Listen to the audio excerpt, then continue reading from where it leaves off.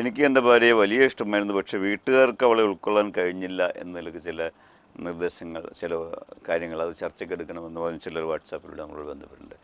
എന്താണ് ഉസ്താദിനെ അതിനെക്കുറിച്ച് പറയാനുള്ളത്?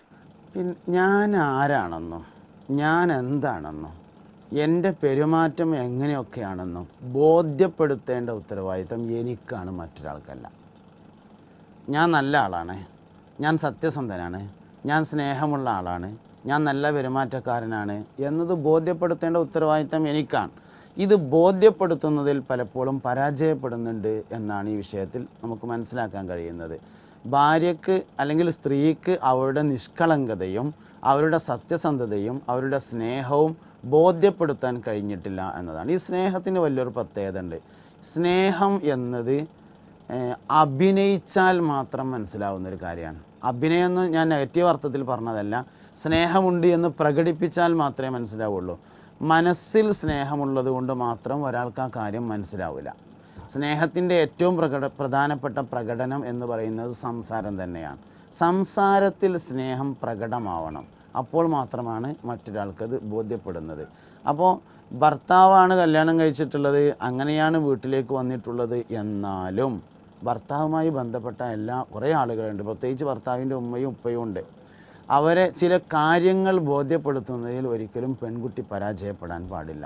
പ്രത്യേകിച്ച് ഈ കുടുംബത്തെ ഞാൻ എൻ്റെ കുടുംബം പോലെ കാണുന്നു എന്ന് ബോധ്യപ്പെടുത്തുന്നതിൽ പരാജയപ്പെടാൻ പാടില്ല. ഈ ബോധ്യപ്പെടുത്തലുകൾ പലപ്പോഴും ഉണ്ടാകുന്നത് ട്രീറ്റ്മെൻറ്റിലാണ്. ട്രീറ്റ്മെൻറ്റ് എന്ന് പറഞ്ഞാൽ ഞാൻ ഉദ്ദേശിച്ചത് മെഡിക്കൽ ട്രീറ്റ്മെൻറ്റ് എന്ന അർത്ഥത്തിലല്ല. ഭക്ഷണം ഉണ്ടാക്കുക, ഭക്ഷണം കഴിക്കുമ്പോഴുള്ള പെരുമാറ്റങ്ങൾ, വെള്ളം, മരുന്നെടുത്ത് കൊടുക്കൽ, സഹായിക്കൽ, അങ്ങനെയുള്ള ഒരുപാട് വിഷയങ്ങൾ ട്രീറ്റ്മെൻറ്റിൻ്റെ ഭാഗമായി വരും.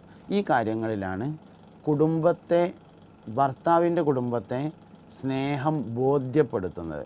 പിന്നൊരു കാര്യം എന്താ വെച്ചാൽ, ഭർത്താവിനെ ബോധ്യപ്പെടുത്തും പോലെ ഭർത്താവിൻ്റെ കുടുംബത്തെ ബോധ്യപ്പെടുത്താൻ കഴിയില്ല.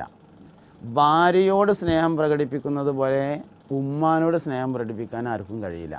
പ്രകടനത്തിൽ നേരിയ വ്യത്യാസങ്ങളുണ്ടാവും.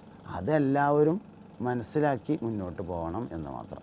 ഒരുപക്ഷെ ഭർത്താവിൻ്റെ ഉമ്മ വലിയ കൂടിയ സംഭവമാണെന്നൊക്കെ പറയുമ്പോഴും അവരാഗ്രഹിക്കുന്നുണ്ടാകാം ഈ വന്ന മരുമകളിൽ നിന്ന് ഒരു ഗ്ലാസ് വെള്ളം എടുത്ത് കിട്ടാൻ, അല്ലെങ്കിൽ തനിക്ക് വയ്യാന്ന് പറയുമ്പോൾ എന്തായി രാവിലെ എഴുന്നേൽക്കുമ്പോൾ ഉമ്മയുടെ അസുഖം മാറിയോ, കാലിന് കുറവുണ്ടോ, അല്ലെങ്കിൽ കയ്യിന് കുറവുണ്ടോ, തലവേദന മാറിയോ എന്ന് ചോദിക്കാൻ അവർ ആഗ്രഹിക്കുന്നുണ്ട്. തീർച്ചയായും ആഗ്രഹിക്കുന്നുണ്ടാവും. ഒരു ചെറിയ ചോദ്യം വലിയൊരു കുടുംബത്തെ നല്ല നിലക്ക് മുന്നോട്ട് കൊണ്ടുപോകും. അതിന് പകരം എന്തപ്പം ഞാനത് ഈ ചോദിക്കേണ്ട കാര്യം ചോദിക്കുക വേണം. അതിപ്പോൾ എല്ലാവർക്കും അറിയണതല്ലേ എന്ന് തീരുമാനിക്കരുത്. ഇപ്പോൾ നമ്മൾ ഒരു വഴിക്ക് ഇങ്ങനെ യാത്ര പോവുകയാണ്. അപ്പോൾ സ്കൂൾ മാഷ് ബാഗൊക്കെ എടുത്തിട്ട് സ്കൂളിലേക്ക് ഇങ്ങനെ പോകുന്നുണ്ടെങ്കിൽ നമ്മൾ അയാളോട് ചോദിക്കുമല്ലോ, മാഷ് സ്കൂൾക്കായിരിക്കില്ലേ? നമുക്കറിയണൊരു കാര്യമാണ് മാഷ് ഈ നേരത്തെ സ്കൂൾക്ക് തന്നെ പോകാൻ. എന്നാലും ചോദ്യത്തിൻ്റെ ഒരു രസം ഉണ്ടല്ലോ, ആ രസം കുടുംബജീവിതത്തിലുണ്ട്. അപ്പോൾ ചോദിക്കേണ്ടത് എന്തായാലും ചോദിച്ചിരിക്കുക. അതെ, ഒരുപാട് ഉദാഹരണങ്ങൾ ഈ പറഞ്ഞ പോലെ രാവിലെ മോർണിംഗ് വാക്കിന് എന്നും കാണുന്ന ആളും നടക്കാൻ ഇറങ്ങിയതായിരിക്കും അല്ലേ എന്ന് ചോദിക്കും.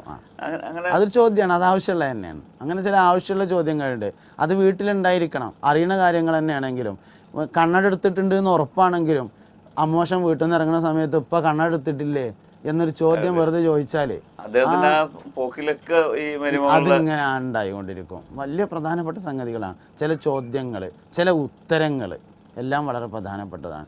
നല്ല ആരോഗ്യമുള്ള അമ്മോശനാണെങ്കിലും അമ്മോശൻ ഇങ്ങനെ വൈകുന്നേരത്ത് വീട്ടിലേക്ക് വരുന്ന സമയത്ത് കയ്യിൽ എന്തെങ്കിലും ഒരു പൊതി ഉണ്ടെങ്കിൽ അത് ഓടിച്ചെന്ന് വാങ്ങിയാൽ വലിയൊരു സന്തോഷമായിരിക്കും. അത് സംഗതി അമ്മോശൻ കയറി വരും, അടുക്കളയിലെ വീതനയിൽ കൊണ്ടുപോയി വെക്കും, ഒക്കെ ഓക്കെയാണ്. എന്നാലും അത് കൈകൊണ്ട് വാങ്ങാൻ ഒരാളുണ്ടെങ്കിൽ അത് ജീവിതത്തിൽ വലിയ സന്തോഷം നൽകുന്ന ഒരു രംഗങ്ങളാണ്. ഇങ്ങനെ അഭിനയിക്കുക എന്ന വാക്ക് നെഗറ്റീവായി എടുക്കണ്ട, എന്നാലും സ്നേഹത്തെ അഭിനയിച്ച് കാണിക്കാൻ മരുമകൾക്ക് കഴിയണം. എപ്പോഴും നമുക്ക് വേറൊരാളെ കുറ്റപ്പെടുത്താൻ എളുപ്പമാണ്. ഒരാൾക്കും മറ്റൊരാളെ മാറ്റാൻ കഴിയില്ല, സ്വയം മാറാൻ മാത്രമേ കഴിയുള്ളൂ.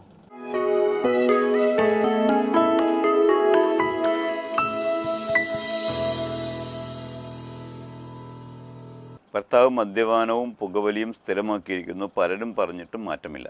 ഞങ്ങളുടെ മകൾ വിവാഹപ്രായമായി വരുന്നു സാർ, ഞാൻ വല്ലാത്ത മാനസിക സംഘർഷത്തിലാണ് എന്നാണ്. ശരിക്കും ഇവിടെ ഈ ഭാര്യ അനുഭവിക്കുന്നൊരു സംഘർഷമുണ്ട്. ഇവർ സ്വയമേവ ഇദ്ദേഹത്തിൽ നിന്ന് അനുഭവിക്കുന്ന പീഡനങ്ങളൊക്കെ സഹിച്ചുകൊണ്ട് തന്നെ വരാനിരിക്കുന്ന മകളുടെ ഭാവി സുരക്ഷിതമാക്കണമെന്നതാണ് ഈ സ്ത്രീയുടെ ചോദ്യത്തിൽ നിന്ന് ഉള്ളത്.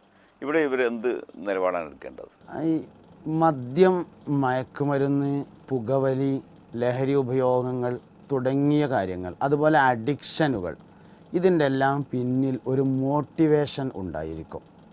ഈ സാധനത്തെ ഉണ്ടാക്കിയതിലോ വളർത്തിക്കൊണ്ടിരിക്കുന്നതിലോ നിർത്താൻ തോന്നാതിരിക്കുന്നതിലോ ഒരു മോട്ടിവേഷൻ ഉണ്ടായിരിക്കും. ഈ മോട്ടിവേഷൻ കണ്ടെത്തുക എന്നത് പ്രധാനപ്പെട്ട കാര്യമാണ്. അപ്പോൾ ചില ആളുകൾ മാനസിക സന്തോഷത്തിന് വേണ്ടിയായിരിക്കും. അപ്പോൾ അയാൾക്ക് സന്തോഷമില്ല എന്നുള്ളൊരു വസ്തുത നമ്മൾ തിരിച്ചറിയണം. ചില ആളുകൾ സ്റ്റാമിനയ്ക്ക് വേണ്ടിയിട്ടായിരിക്കും. അപ്പോൾ അയാൾക്ക് സ്റ്റാമിന കുറവുണ്ട് അല്ലെങ്കിൽ കുറവുണ്ട് എന്ന തോന്നലുണ്ട് എന്ന് നമ്മൾ മനസ്സിലാക്കണം.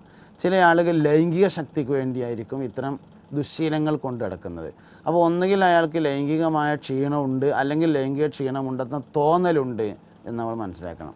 ഇങ്ങനെ ഏതെങ്കിലും ഒരു മോട്ടിവേഷൻ ഇത്തരം ദുശ്ശീലങ്ങളുടെ പിന്നിലുണ്ടായിരിക്കും.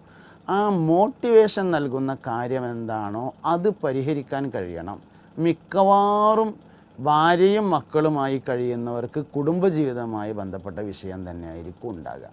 ഒന്നുകിൽ ഭാര്യയിൽ നിന്ന് ലൈംഗികമായ സംതൃപ്തി അനുഭവിക്കാൻ കഴിയുന്നില്ല, അല്ലെങ്കിൽ ഉറക്കം ക്ലിയർ ആകുന്നില്ല. അപ്പോൾ നോർമലാണ് ഒരു കേസാണ്, ഉറക്കം ക്ലിയർ ആകുന്നില്ല, അല്പം ലഹരി ഉപയോഗിച്ചെങ്കിലേ ഉറക്കം ക്ലിയറാക്കാൻ പറ്റൂ. അപ്പോൾ ഈ കാരണം എന്താണെന്ന് മനസ്സിലാക്കി അത് ക്ലിയറാക്കാൻ എന്താണ് ചെയ്യേണ്ടത് എന്ന് ചെയ്തു കൊടുത്തതിന് ശേഷം മാത്രമേ അയാളോട് ഉപദേശിച്ചിട്ട് ഫലം ഉണ്ടാവുള്ളൂ. ഇത് പലപ്പോഴും ശ്രദ്ധിക്കാതെ പോകുന്നൊരു കാര്യമാണ്. മദ്യപാനിയാണ്, എത്ര പറഞ്ഞിട്ടും കേൾക്കണില്ല എന്ന് പറഞ്ഞു. എന്തുകൊണ്ട് അയാൾ മദ്യപാനിയായി എന്നതിനെക്കുറിച്ച് പലപ്പോഴും ആലോചിക്കുന്നില്ല. അതിൻ്റെ പിന്നിലൊരു മോട്ടിവേഷൻ ഉണ്ടായിരിക്കും, ഉണ്ടായേ തീരും. അത് പലതും ആയിരിക്കാം. അപ്പോൾ നമ്മൾ നോർമൽ കുട്ടികളെക്കുറിച്ചൊക്കെ പറയുമ്പോൾ കൂട്ടുകാർ അങ്ങനെയായി എന്ന് നമ്മൾ പറയും. എങ്കിൽ അതൊരു മോട്ടിവേഷൻ തന്നെയാണ്. അങ്ങനെയാണെങ്കിൽ ആ കൂട്ടുകെട്ടിൽ നിന്ന് മാറ്റണം.